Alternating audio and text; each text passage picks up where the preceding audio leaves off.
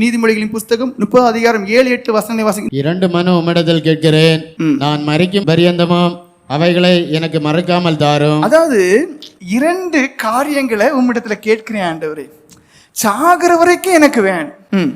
மாயையும் பொய் வசனிப்பையும் எனக்கு தூரப்படுத்தும். உலகம் மாயை, உலகத்தில் உள்ளவைகளும் மாயை. அப்போ இந்த உலகம் என்ன மேற்கொண்ட கூடாது. உயர்த்தி நல்ல தூக்கி பேசுவாங்க, உங்களை விட்ட வேற யாரும் இல்லைன்னு. இல்ல இனி ஒரு ஆட்களை பிரியப்படுத்த நானே போய் பேசலாம். இது எதுவுமே எனக்கு இருக்கக்கூடாது. ஏன்? உலகமும் என்னை வஞ்சித்திடக்கூடாது. பிறருடைய வார்த்தையினால நானும் வஞ்சிக்கப்பட்டு உங்களை விட்ட வேற ஆள் இல்லை அப்படின்னாலும் தூக்கும் போது நானும் என்னை பெருமைப்படுத்திடக்கூடாது. இப்படிப்பட்ட எதுவுமே எனக்கு வந்துடக்கூடாது. நான் எப்பவுமே எப்படி இருக்கணும்? இந்த உலகத்தை விட்டு ஒரு நாள் போக வேண்டியது இருக்கு. உலகத்தில் உள்ள பேரு புகழெல்லாம் ஒண்ணுமே கிடையாது.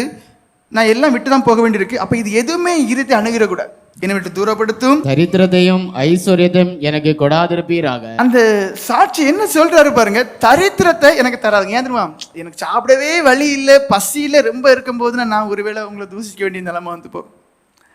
ஆனா ஐஸ்வர்யத்தை எனக்கு தந்துடாதே. தந்தா நான் என்ன கெட்டு போவேன். இப்போ உங்க நோக்கத்தை பாருங்க, வேலை செய்து அதுல எப்படிடா கூட சம்பளம் கிடைக்கும், இல்ல அந்த வேலையை விட்டு அடுத்து என்ன வேலைக்கு முன்னேறி போகலாம், இல்ல கடையை டெவலப் பண்றது அடுத்து என்ன பண்ணலாம், இல்ல வெவ்வேறு தொழில் பண்ணுவீங்க அடுத்தது. அப்போ ஐஸ்வர்யத்தை இன்னும் ஐஸ்வர்யம் அதிகமாக்கக்கூடியதான விருத்தி அடையக்கூடிய காரியங்களை நீங்க பிரயாசப்பட்டுட்டே இருக்கிறீங்க. நீங்க இன்ஜினியரிங் படிச்சிருப்பீங்க, அடுத்த கட்ட உங்க பிள்ளைங்க டாக்டர் ஆகணும், அடுத்த கட்ட உங்க பிள்ளை அஸ்ட்ரோனட் ஆகணும், இல்ல அதாவது ஒரு வளர்ச்சியை தான் எதிர்பார்க்குறீங்க, ஐஸ்வர்யத்தின் பெருக்க தான் எதிர்பார்க்குறீங்க. சாதாரண கார் வச்சிருக்கோம், அடுத்து கூடின பிராண்டட் கார் வாங்குவாங்க. சின்ன வீடு வச்சிருக்கோம், அடுத்து பெரிய பங்களா மாதிரி. அது ஐஸ்வர்யத்தை தான் நீங்க கூட்ட விரும்புறீங்க.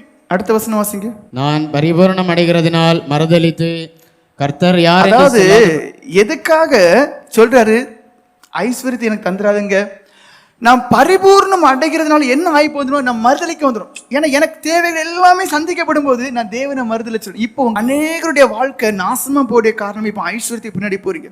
உங்க பிள்ளைகளையும் பெரிய லெவலில் ஆக்கணும்னு நினைச்சீங்க, அது சாத்தானுடைய தந்திரம். இப்போ சாத்தான் உங்களுக்குள்ள இருந்து கிரியேட் செய்யறான்.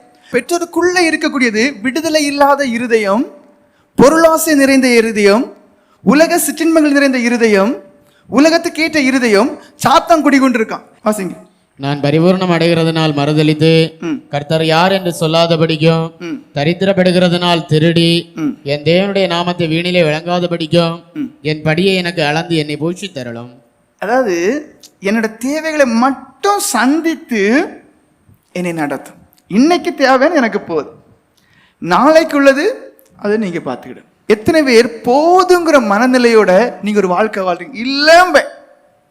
எத்தனை பேர் போதுங்கிற மனநிலைய பிள்ளைகளுக்கு படிச்சு கொடுத்துருக்கீங்க? இல்லம்ப. அப்ப நீங்க சாத்தானால் வஞ்சிக்கப்பட்டு இருக்கீங்களான்னு உங்களை நீங்க கேளுங்க. நான் சொன்னது பொய்யா இல்லையா?